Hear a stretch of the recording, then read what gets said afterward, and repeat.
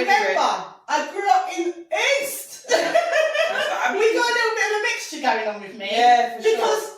I've settled in South East. How it's just Yeah, how things Yeah. are. But I've pick up all London, all round, Yeah. because we know all bits. Trust me. Yeah. We've been around. We have, definitely. But I was born and bred in Brixton, you know, from front line to the hill, down the lane. And if you're from South, I don't need to expand on that. Yeah. I just you know what I'm talking about, right? Yeah. So we'll keep it to the ones that know. Yeah, if you know. If you know, you know. Yeah. You know, and if you don't know, you might want to get to that, Jason. Well, but that was then. This is now. Yeah, exactly. It doesn't feel so long ago, but actually, it's like nearly 30 years ago or something. So you know, you kind of go, I feel like I was there yesterday, but then in reality, it wasn't yesterday. Yeah, it wasn't. No. But then, you know, that's what leads me to kind of, well, let's not have timelines. Yeah. Let's not restrict ourselves to certain times, days, months, years. Yeah. When things are meant to happen for us, they're going to happen for us at the right time. Yeah. So, yeah, even though 30 years have spanned, you know, for me, you know, people tend to say, oh, you're only as young as you feel. Like, I don't really, I get it. But it's more of, well, let's not even have a timeline. Let's just break that down. Okay. You know, so it's not linear. Yeah. You know? Yeah. And kind of go, you know, we're here, we're now. And when we're experiencing stuff, we're experiencing them in our lifetime when we're meant to be experiencing them. Yeah. And I think, growing up, for me in South London and in the urban areas, they might want to call them ghettos and stuff. Yeah. You're exposed to a lot of things when you're not meant to be, right? At the ages you're not meant to be exposed to. But then that's the same thing. It's a timeline thing. Yeah. You know, it's like, well, actually, I was, because that was my life. And whatever I'm experiencing in life is meant for me. 100%. Whether it's negative or positive. Yeah, and that's it. And that's basically it. So for us, it was at the beginning of... an era. Yeah. It was. We did. You know, like I said, it was the jungle era. It was then that moved on to drum and bass, then moved on to house and garage, then it moved on to the house, and now we're like, what, Afro house, piano, this, that, and all the other. I mean, but they're all derivatives of what originated. The underground. Yeah. I mean, they've got bloody exhibitions and museums with our clothes that we were... Documentaries. Yeah. I'm yet to see the Stevie Piper D. Really? I've watched them all, man. I've seen some clippings of it, but I haven't seen the whole thing. But I loved watching. Do you remember I sent it to you one time? I can't. You know me, I'm terrible with names at remembering, but it was everyone. There was, you know, all the DJs. It was the history. The history. Yeah, it was on the Netflix. Oh, I love that so much. I love, anyway, don't go all nostalgic. But it's part of us. But it's who we are. It's rooted in and us. It's rooted in us, and you know, I think you grow and you mature, but actually it's part of what's made you. Yeah, and I'll always be, I'll always, if I can find myself a little good rave with a good vibe, I'm there. Do you know what I mean? And like-minded people, I'm there. It's like I love a festival. So music has been a huge part of our lives, because also when we were hanging out with each other and going back to our parents' house or our mum's, music was cemented in those houses. Yeah. Food, music. Yeah. You know what I mean? Reggae music for me. Yeah. My mum was quite eclectic. My love for jungle, if I never grew on that record, because that's where all the samples come from. That's it. Do you know what I mean? When I was in the rave, you know, I knew some of the choruses and the samples because I was hearing it in the house. That's right. You know, and this weren't just Sunday, this was every day. Because, you know, although my mum's not a Rasta, she lives that lifestyle, yeah. and you know, and that was all kind of a part of it. And that's why hallelujah, because I love yeah. that. Do you remember? Couldn't live without it, to be honest. We'd come home from a rave back to your house about 4 or 5 in the morning. And your mum was just going out. Yeah. So we'd be like, "Where we going?" Big people dance. Yeah. So then we'd join them. Like, their big people dance about 11 o'clock in the morning. Come on. This was like heaven. Oh, it's a whole Who gets to do that? Do you I know. And so I felt safe. I felt it was fine. For sure. You know, and we were quite young actually. When I think about it, we started quite young. So, yeah, I was 14. Yeah, I was 14 and I was in the under 18s. Yeah. And the under 18s in Hackney were popping off that they then. were good, like, you know. Even down south we had wicked. And the Brockwell Park, come on, Clisson Park. There you go. And it's so right. Let's because we could sit here and talk about because we could. Because you know what I mean. So that's how we've met. That's how we kind of and then I mean now we're family. Basically, Friends become family, don't they? That's exactly now your children are my godchildren, and whenever I come home, I make sure that we touch base, we see each other. It is. And I think like that, you know, I always say like when you've got a good friend, a true friend, you live in South Africa most of the time. You know, it doesn't matter. Like sometimes it is a couple of months because I've got the kids, I've got a family life going on. You've got busy, and sometimes we're like, right, it's been like 2 months we haven't spoken. But we pick up from where we left off. That's it. Easy.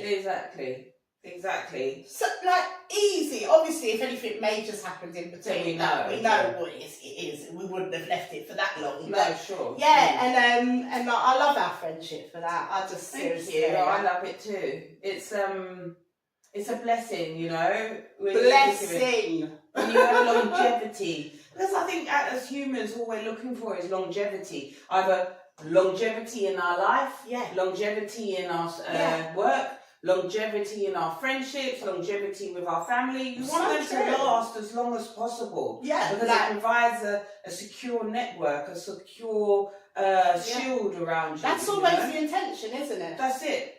It might not go like that, but that's always the intention. And if it is that way, then you're kind of winning, isn't it? Winning. So, I've got some good people around me, I have to say. Yeah. From a young age, so I must have picked right at some point. Well, it's so true, you know, because it doesn't always happen like that, you know.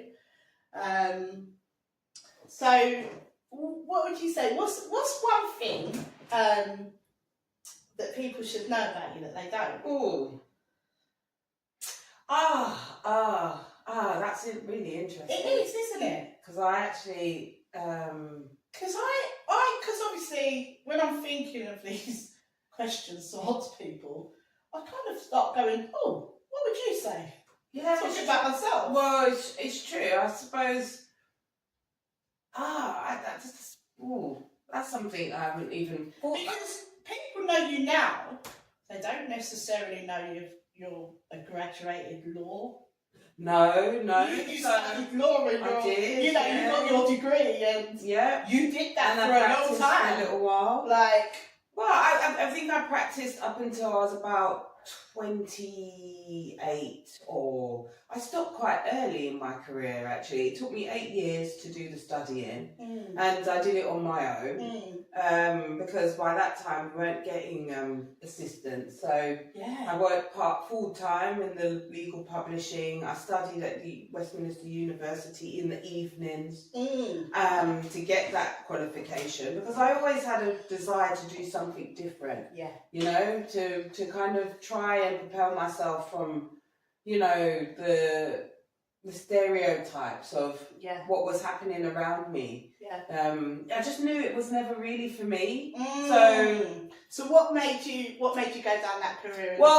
To be honest with you, I was told I was going to be a lawyer. All right, that's how I went down that path. Because I was always quite cheeky and you know, always had something to say. You know, you couldn't tell me, I don't have a counteraction. Yeah. Or I love to play devil's advocate as well. So even if we're talking about a subject or a topic, and I might agree with you. Yeah. Do you know what I mean? Yeah. Yeah. But I am going to challenge you on what you're saying. Yeah. Just because I'm that devil's advocate, I just want to see where you want in our friendship, and I love it. Yeah, I just want to push you and see where you're going. You challenge me in a way that I don't feel like you're, because sometimes I feel like I'm being questioned.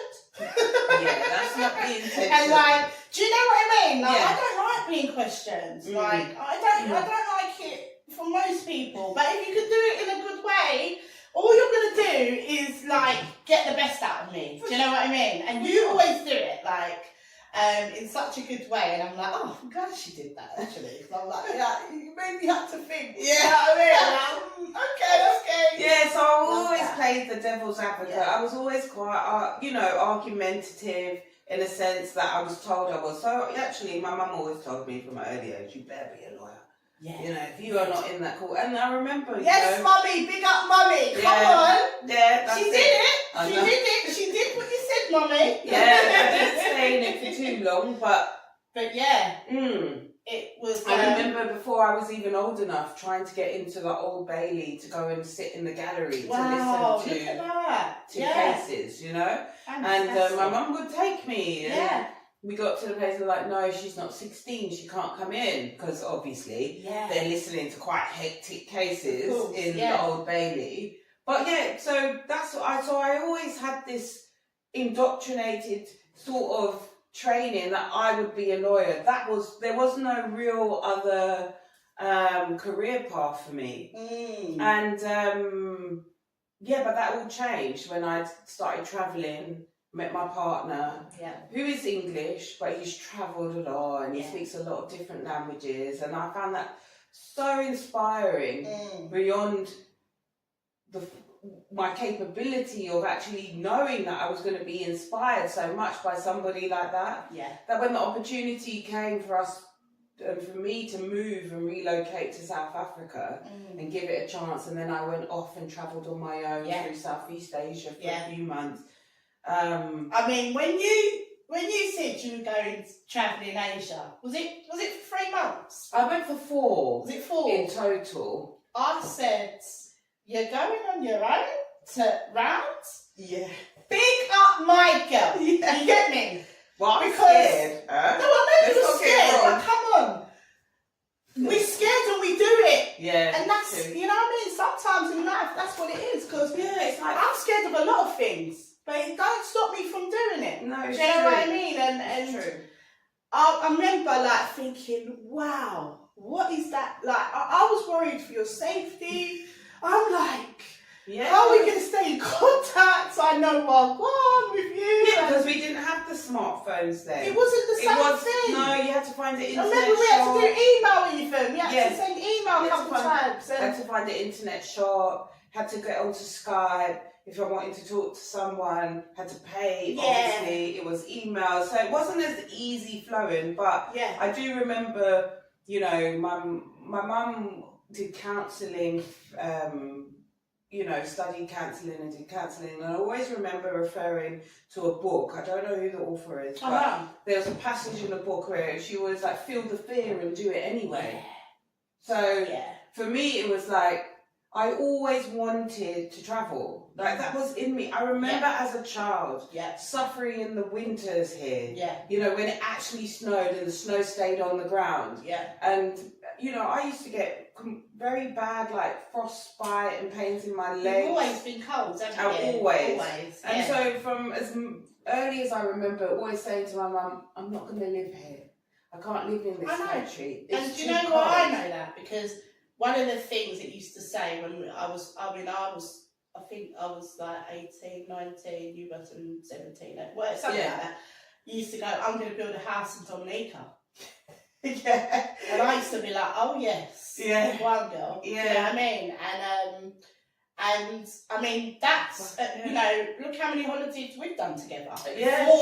you started the big old travelling. Yeah, exactly. You know, make sure we had that 4 European holidays a year, week everywhere, every place we could think of. And we didn't just, even on the raving holidays, we made sure we saw a bit of the country. Sure. So while everyone was like slumbered in the bed and hungover, and we were like, oh no, we're going on a trip, we're going up the mountain, we're going to pick some olives, and like people were like, Rod, did you not do that? I'm like, yeah, we're doing it all. Yo, we got no time. We got everything. Yeah, we're going to the beach, we're going on the day trips, we're riding the quads, we're going to the pool. We're going to do it all. Yeah. And we really believe that you shouldn't just go there and do just raving. Like there was a little bit of us that was like, even if it's just 1 or 2 days, that's it. Let's do something that takes us out of here and go and see the actual country. Yeah, takes us off the main street. Yeah. Took us out of our comfort zones. Yeah. We got to we wanted to know the culture of the place, didn't we? But yes, we did do the whole party business as well. Yeah. But so obviously we had loads of experience of just travelling, Yeah, but it was always generally I think from about. So that was big. When you said you're going to Asia, I was like, oh my gosh, this is amazing. I was so happy for you, but I was so scared, and I was so like, but you've got let's do this. Well, my intention was, I think, probably 2 years before that was to go travelling through Southeast Asia with a friend. And she gave up her job, and we were going to do the whole backpacking thing. I feel like I remember, yeah. And then what happened was I got offered this job, this amazing job. And I just thought, well, I've got to take this job. Yeah, probably all that. Yeah. So I sort of called her a couple of weeks before we were meant to go and go, I'm not going to go again. I've got to take this job. Bless her. Oh. I know. I think to myself, if I had done that to me, if a friend had done that to me, Alicia. I don't know if I would have taken it as well as she did. Yeah, I know you wouldn't have. Oh, no. No, you like. To be honest, I probably would have loved to take the job. Do you know? But we're talking about our younger time. But I just think, when you think back about it now, that was a big deal to plan all that up until that sort of point. And she left her job and everything, and then I took my job, and she went off and went travelling on her own. Wow. And that's when then I met my dad, who I still got now, and so that's why I'm always like, things happen when they're meant to happen for you, because you wouldn't have had, I remember when you went to Asia, you had a lot of money. Yeah. Because you had the good job. Yeah. You had more money than the average. I was like thinking, even having all that money, oh my God, what's going to happen? Yeah. But again, I didn't use it well. You wouldn't have met Dan. But no, I wouldn't have. And the rest is history, really, in that context. In that sense, But then when we did the whole transition of, we're going to move, or I'm going to try and see if I can move to Africa and, be there. Because can I just reel us back a little bit? Just a little bit. Yeah. Because on that travel to Asia, a little dicky bird gave you an email, didn't they? For the last 2 weeks. Absolutely, it was you. When she said the last couple of weeks are going to be in Thailand, I said, yeah. Now, I've never flown on my own. And like I said, I'm scared, innit? Like, I'll fly anywhere, but my friend sitting next door, my parent or my family, but on my own, I'm like, but you know what? Because you had done Asia on your own, I said, you better sort yourself out, girl. Yeah. About you can't fly to one place to lick your friend on your own. Yeah. Oh, Alicia, I tell you, I was so excited to say, I've got the holiday, I've got the dough, I'm coming. Yeah, it was great. It was amazing. For me, it was great as well, because obviously I'm travelling on my own. I've spent like 3 months on my own. And you do meet people along the way, because when you're on your own, you have to speak to people, otherwise you're not speaking to anyone. Yes. And so you meet up with a couple of people, maybe they're heading in the same direction as you. and you follow them, but then you go your separate ways, and those bits can be lonely, and you do feel a bit unsafe or a bit like, oh gosh, this is strange, you know. Yeah, so there is a few cities I was in that I did feel a little bit uncomfortable and stuff, but you get over it. So when you have a friend from home go, oh, I'm just going to come out for a week. I don't think you know how big it was for me. It was huge as well. It was huge for you, but it was big for me because we spoke about going to Thailand as a next sort of holiday. Yeah. So it just completely made sense that why not link you up? It's like the last couple of weeks of your whole round. It rounds off beautifully. I get the experience with like one of my besties.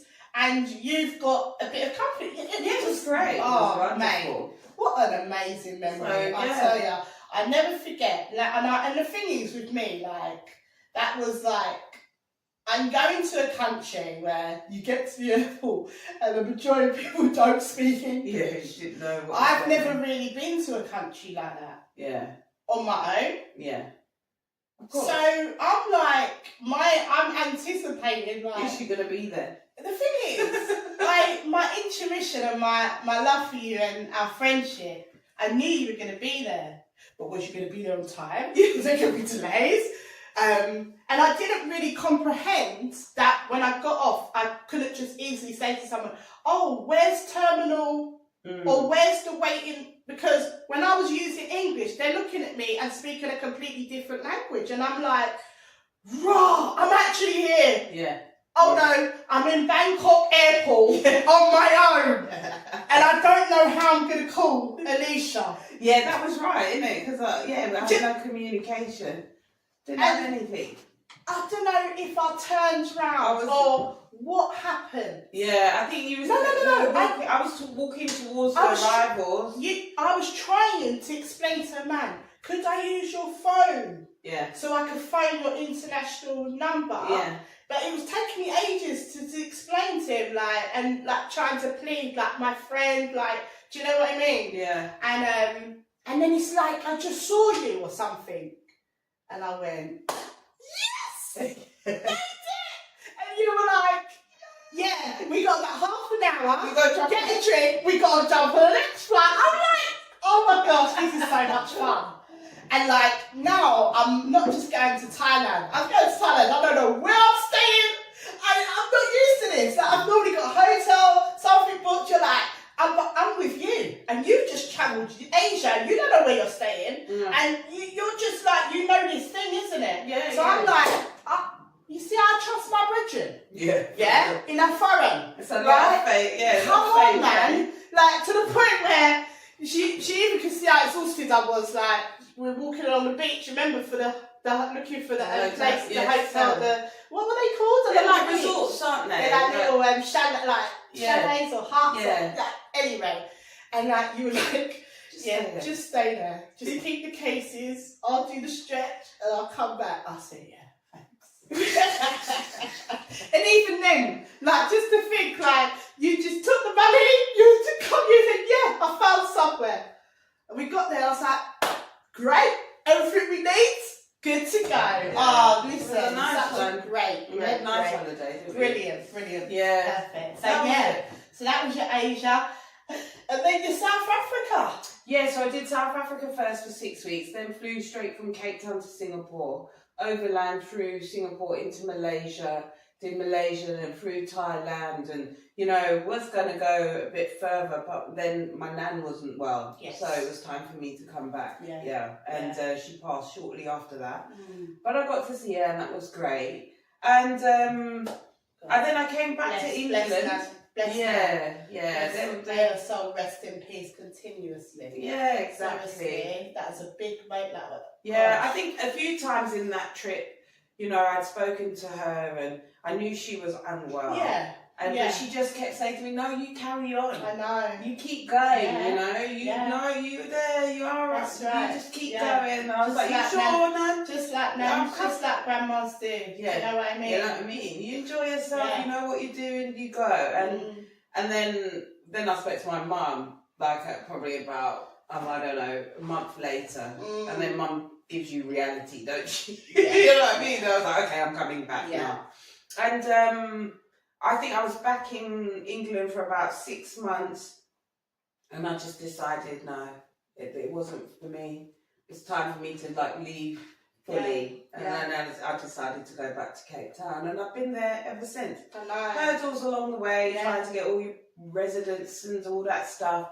But no, I don't regret a minute of it. No. Absolutely not. I mean, that bred the entrepreneurial side in me. Everything. You know, because I did go, before leaving England, I did have, you know, the mentality of I needed to get employment. I needed someone to employ me. I needed to have a salary. I needed someone. Of course, yeah. And, but actually those experiences of travelling in different cultures, seeing how people live, that really showed me that actually there's another way of life, which is owning your own business, making your own money, managing your own time, not doing the 9 to 5. I love studying law, but practicing it was a bit different, reality-wise. You know, I got burnt out quite quickly when I was working in corporate law. And then I was made redundant a couple of times. You know, and so that showed me there wasn't really any security. You know, this falsehood of security, because they tell you, you know, you're employed, you're secure. Absolutely. You know, but actually, it's a farce, because I went to work one day and I was employed and secured. I went to work the next day, they told me I no longer had a job. Now, I don't know any entrepreneur running their own business who has it that quickly. Going from being secure one day to having absolutely nothing the next day. Because even in business, when you're running your own business, you have a period of time in which you can see the trends yourself. You see the trends. It's not someone coming to you giving you a 90-day consultation. There you go. Like, it's like you knew. You can see the picture. If this doesn't happen or we don't go this direction. Exactly. And you're in control of that. You're managing that. So you tell me where the security is, because it definitely wasn't in that paid 9 to 5 contracted job. So and so now. But you know, at the end of the day, I know you say that, and absolutely, I'm on that page, 100% with you. But you know, it's still great to have that qualifications, because that can take you into some other jobs as well that you might not have. You know, I would never. I never regret having. And like they say, with education, it's something that no one can take away from you. That's it. So, knowledge is power. 100. And that's why, even though I don't study, you know, law anymore, practice law anymore, I'm always studying. I'm always researching. I'm always developing, because that actually is what keeps the mind going, keeps you up and running.